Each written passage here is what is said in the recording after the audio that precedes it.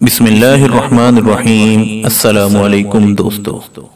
حضرت عائشہ رضی اللہ تعالیٰ عنہ نے کہا کہ جب حضرت صلی اللہ علیہ وسلم سفر کا ارادہ کرتے تو اپنی بیویوں میں سے کسی کو اپنے ساتھ لے جانے کے لیے قرعہ ڈالتے، جن کا نام نکل جاتا انہیں اپنے ساتھ لے جاتے۔ انہوں نے بیان کیا کہ ایک غزوے کے موقع پر اسی طرح آپ صلی اللہ علیہ وسلم نے قرعہ ڈالا اور میرا نام نکلا، میں آپ کے ساتھ روانہ ہوئی۔ یہ واقعہ پردے کے حکم نازل ہونے کے بعد کا ہے۔ مجھے ہودج سمیت اونٹ پر چڑھا دیا جاتا اور اسی طرح اتار لیا جاتا تھا۔ یوں ہمارا سفر جاری رہا۔ پھر جب آپ صلی اللہ علیہ وسلم اس غزوے سے فارغ ہو کر واپس لوٹے اور ہم مدینہ کے قریب پہنچ گئے تو ایک رات جب کوچ کا حکم ہوا، میں قضائے حاجت کے لیے پڑاؤ سے کچھ دور گئی اور قضائے حاجت کے بعد اپنے کجاوے کے پاس واپس آ گئی۔ اس وقت مجھے خیال ہوا کہ میرا ظفار کے نگینوں کا بنا ہوا ہار کہیں راستے میں گر گیا ہے۔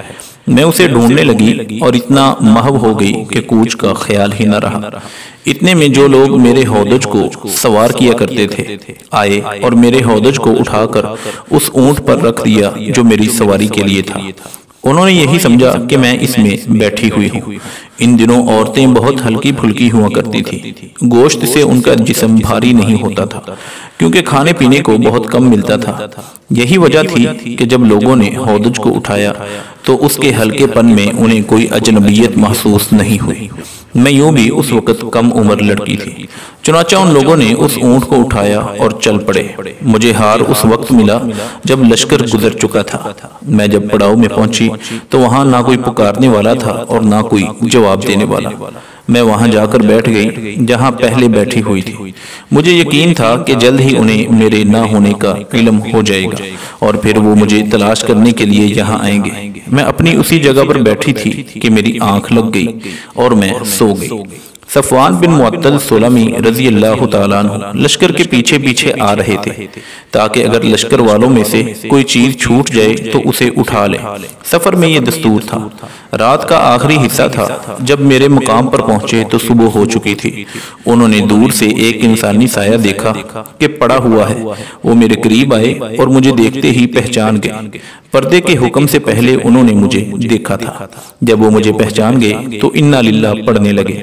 میں ان کی آواز پر جاگ گئی اور چہرہ چادر سے چھپا لیا۔ اللہ کی قسم اس کے بعد انہوں نے مجھ سے ایک لفظ بھی نہیں کہا اور نہ میں نے انا للہ و انا الیہ راجعون کی سوا ان کی زبان سے کوئی کلمہ سنا۔ اس کے بعد انہوں نے اپنا اونٹ بٹھا دیا اور میں اس پر سوار ہو گئی۔ وہ خود پیدل اونٹ کو آگے سے کھینچتے ہوئے لے چلے۔ ہم لشکر سے اس وقت ملے جب وہ بھری دوپہر میں دھوپ سے بچنے کے لیے پڑاؤ کیے ہوئے تھے۔ اس تہمت میں پیش عبداللہ بن ابی بن سلول منافق تھا۔ مدینہ پہنچ کر میں بیمار پڑ گئی اور 1 مہینے تک بیمار رہی۔ اس عرصے میں لوگوں میں تہمت لگانے والوں کی باتوں کا برابر چرچا رہا، لیکن مجھے ان باتوں کا کوئی احساس بھی نہ تھا۔ صرف ایک معاملے سے مجھے شبہ سا ہوتا تھا کہ میں اپنی بیماری میں رسول کریم صلی اللہ علیہ وسلم کی طرف سے لطف و محبت کا اظہار نہیں دیکھتی تھی جو پہلے بیماریوں کے دنوں میں دیکھ چکی تھی۔ حضرت صلی اللہ علیہ وسلم اندر تشریف لاتے، سلام کر کے صرف اتنا پوچھ لیتے کہ کیا حال ہے اور پھر واپس چلے جاتے۔ حضرت صلی اللہ علیہ وسلم کے اسی طرز عمل سے شبہ ہوتا تھا، لیکن صورتحال کا مجھے کوئی احساس نہ تھا۔ ایک دن جب بیماری سے کچھ افاقہ تھا، کمزوری باقی تھی تو میں باہر نکلی۔ میرے ساتھ مستہ رضی اللہ عنہا بھی تھی۔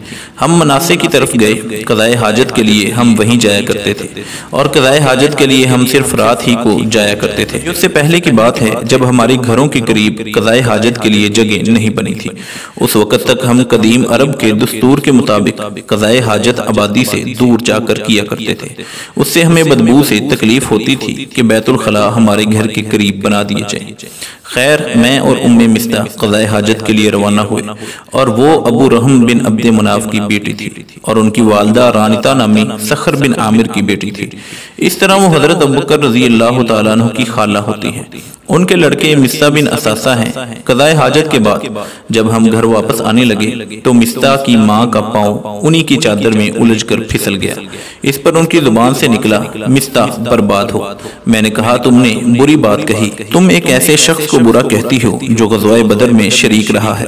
انہوں نے کہا واہ، اس کی باتیں تو نے نہیں سنی؟ میں نے پوچھا انہوں نے کیا کہا ہے؟ پھر انہوں نے مجھے تہمت لگانے والوں کی باتیں بتائیں۔ میں پہلے سے بیمار تھی، ان باتوں کو سن کر میرا مرض اور بڑھ گیا۔ پھر جب میں گھر پہنچی اور رسول اللہ صلی اللہ علیہ وسلم اندر تشریف لائے تو آپ نے سلام کیا اور دریافت فرمایا کہ کیسی طبیعت ہے۔ میں نے عرض کیا کیا حضرت صلی اللہ علیہ وسلم مجھے اپنے ماں باپ کے گھر جانے کی اجازت دیں گے؟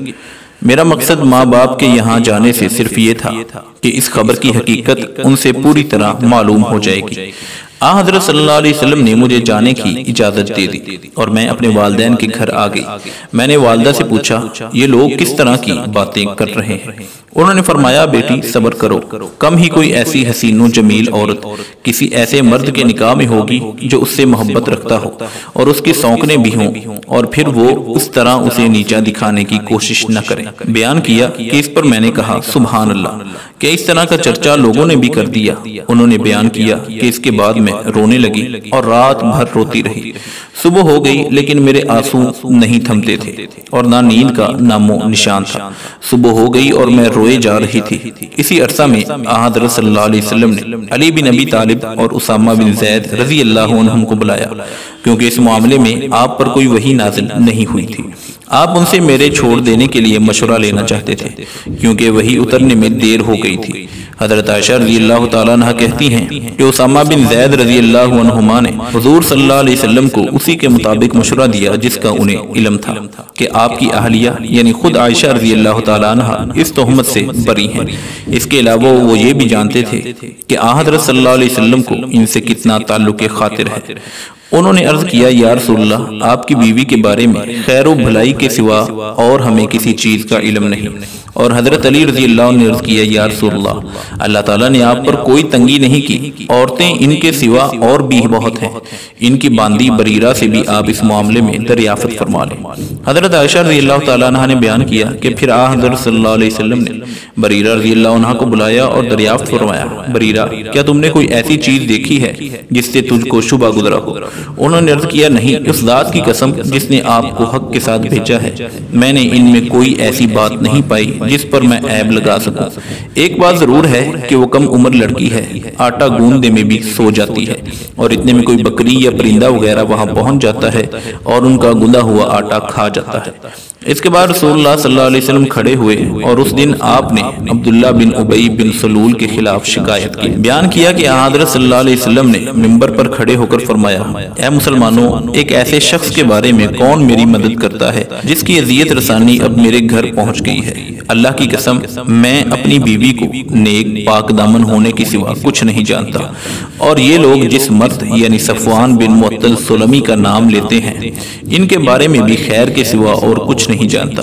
وہ جب بھی میرے گھر گئے تو میرے ساتھ ہی گئے۔ اس پر سعد بن معاذ انصاری رضی اللہ عنہ اٹھے اور کہا کہ یا رسول اللہ، میں آپ کی مدد کروں گا، اور اگر وہ شخص قبیلہ اوس سے تعلق رکھتا ہے تو میں اس کی گردن اڑا دوں گا، اور اگر وہ ہمارے بھائیوں یعنی خزرج میں کوئی آدمی ہے تو آپ ہمیں حکم دیں، تعمیل میں کوتاہی نہیں ہوگی۔ راوی نے بیان کیا کہ اس کے بعد سعد بن عبادہ رضی اللہ عنہ کھڑے ہوئے۔ وہ قبیلہ خزرج کے سردار تھے۔ اس سے پہلے وہ مرد صالح تھے لیکن آج ان پر قومی حمیت غالب آ گئی تھی۔ عبداللہ بن ابی بن سلول منافق انہی کے قبیلے سے تعلق رکھتا تھا۔ انہوں نے اٹھ کر سعد بن معاذ رضی اللہ عنہ سے کہا اللہ کی قسم تم نے جھوٹ کہا ہے، تم اسے قتل نہیں کر سکتے، تم میں اس کے قتل کی طاقت نہیں ہے۔ پھر اسید بن حضیر رضی اللہ عنہ کھڑے ہوئے۔ وہ سعد بن معاذ رضی اللہ عنہ کے چچیرے بھائی تھے۔ انہوں نے سعد بن عبادہ سے کہا کہ خدا کی قسم تم جھوٹ بولتے ہو، ہم اسے ضرور قتل کریں گے، کیا تم منافق ہو گئے ہو کہ منافقوں کی طرفداری کرتے ہو؟ اتنے میں دونوں قبیلے اوس و خزرج اٹھ کھڑے ہوئے اور نوبت آپس میں لڑنے تک پہنچ گئی۔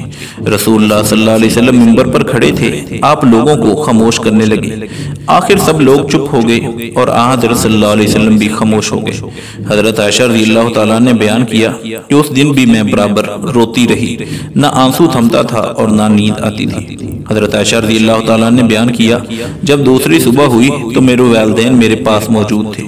2 راتیں اور 1 دن مجھے مسلسل روتے ہوئے گزر گیا تھا۔ اس عرصہ میں نہ مجھے نیند آتی تھی اور نہ آنسو تھمتے تھے۔ والدین سوچنے لگے کہ کہیں روتے روتے میرا دل نہ پھٹ جائے۔ انہوں نے بیان کیا کہ ابھی وہ اسی طرح میرے پاس بیٹھے ہوئے تھے اور میں روئے جا رہی تھی کہ قبیلہ انصار کی ایک خاتون نے اندر آنے کی اجازت چاہی۔ میں نے انہیں اندر آنے کی اجازت دے دی، وہ بھی میرے ساتھ بیٹھ کر رونے لگی۔ ہم اسی حال میں تھے کہ رسول اللہ صلی اللہ علیہ وسلم اندر تشریف لائے اور بیٹھ گئے۔ انہوں نے کہا جب سے مجھ پر تہمت لگائی گئی تھی اس وقت سے اب تک حضرت صلی اللہ علیہ وسلم میرے پاس نہیں بیٹھے تھے۔ آپ نے 1 مہینہ تک اس معاملہ میں انتظار کیا اور آپ صلی اللہ علیہ وسلم پر کوئی وحی نازل نہیں ہوئی۔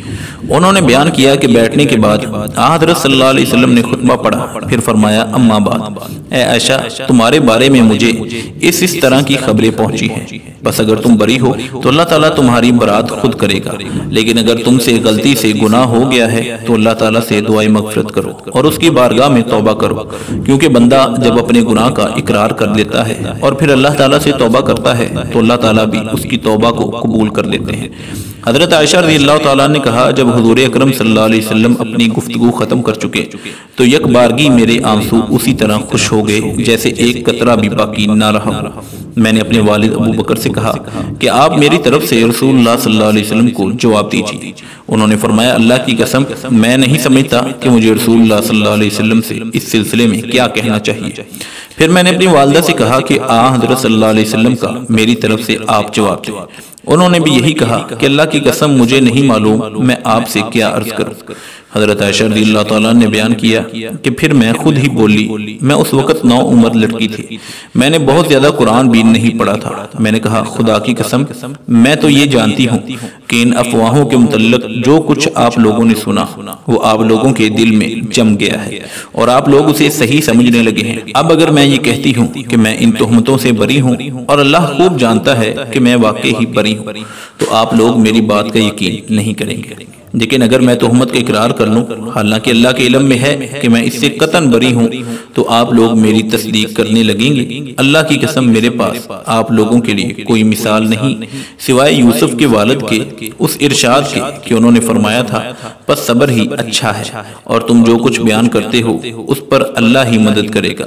بیان کیا کہ پھر میں نے اپنا رخ دوسری طرف کر لیا اور اپنے بستر پر لیٹ گئے، کہا کہ مجھے پورا یقین تھا کہ میں بری ہوں اور اللہ تعالیٰ میری برات ضرور کریں گے، لیکن خدا کی قسم مجھے اس کا وہم و گمان بھی نہیں تھا کہ اللہ تعالیٰ میرے بارے میں ایسی وحی نازل فرمائیں گے جس کی تلاوت کی جائے گی۔ میں اپنی حیثیت اس سے بہت کم تر سمجھتی تھی کہ اللہ تعالیٰ میرے بارے میں قرآن مجید کی آیت نازل فرمائے گا۔ البتہ مجھے اس کی توقع ضرور تھی کہ حضور کریم صلی اللہ علیہ وسلم میرے متعلق کوئی خواب دیکھیں گے اور اللہ تعالیٰ اس کے ذریعے میری برات کر دے گا۔ بیان کیا کہ اللہ کی قسم رسول اللہ صلی اللہ علیہ وسلم ابھی اپنی اسی مجلس میں تشریف رکھتے تھے کہ گھر والوں میں سے کوئی باہر نہ تھا کہ آپ صلی اللہ علیہ وسلم پر وحی کا نزول ہوا اور وہی کیفیت آپ صلی اللہ علیہ وسلم پر طاری ہوئی تھی جو وحی کے نازل ہوتے ہوئے طاری ہوتی ہے، یعنی آپ صلی اللہ علیہ وسلم پسینے پسینے ہو گئے اور پسینہ موتیوں کی طرح آپ کے جسم اطہر سے ڈھلنے لگا، حالانکہ سردی کے دن تھے۔ یہ کیفیت آپ صلی اللہ علیہ وسلم پر اس وحی کی شدت کی وجہ سے طاری ہوتی تھی جو آپ پر نازل ہوتی تھی۔ بیان کیا کہ پھر جب حضرت صلی اللہ علیہ وسلم کی کیفیت ختم ہوئی تو آپ صلی اللہ علیہ وسلم تبسم فرما رہے تھے اور سب سے پہلا کلمہ جو آپ صلی اللہ علیہ وسلم کی زبان مبارک سے نکلا یہ تھا کہ عائشہ اللہ نے تمہیں بری قرار دیا ہے۔ میری والدہ نے فرمایا حضور صلی اللہ علیہ وسلم کے سامنے آپ کا شکر ادا کرنے کے لیے کھڑی ہو جاؤ۔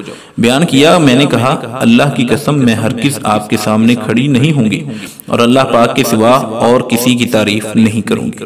اللہ تعالیٰ نے جو آیت نازل کی تھی وہ یہ تھی کہ بے شک جن لوگوں نے تہمت لگائی ہے وہ تم میں سے ایک چھوٹا سا گروہ ہے، مکمل 10 آیتوں تک۔ جب اللہ تعالیٰ نے یہ آیتیں میری برات میں نازل کر دی تو ابوبکر صدیق رضی اللہ تعالیٰ عنہ جو مصطح بن اساسہ رضی اللہ عنہ کے اخراجات ان کی قرابت کی وجہ سے اٹھایا کرتے تھے، انہوں نے ان کے متعلق کہا خدا کی قسم اب مصطح پر کبھی کچھ بھی خرچ نہیں کروں گا۔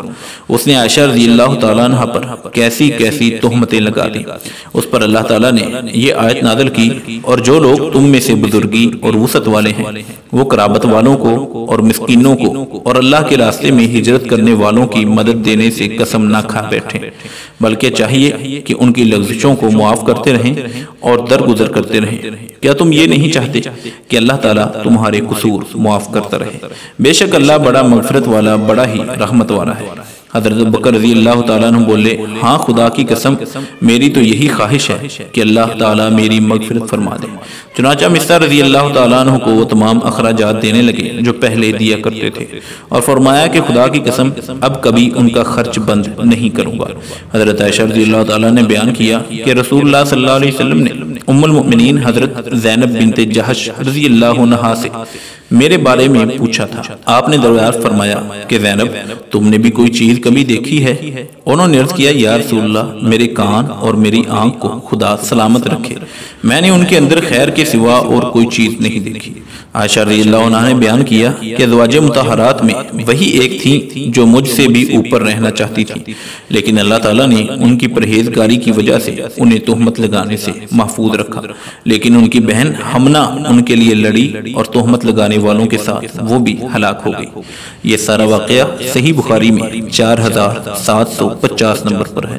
تو دوستو امید ہے آپ کو یہ پورا واقعہ اچھے سے سمجھ میں آ چکا ہوگا، تو اس ویڈیو کو لائک کر دیں، ہمارے YouTube channel AR story time کو سبسکرائب کر کے بیل کے بٹن کو آن کر لیں تاکہ اسی طرح کے مزید اچھے اور سبق اموز واقعات آپ کو ملتے رہیں۔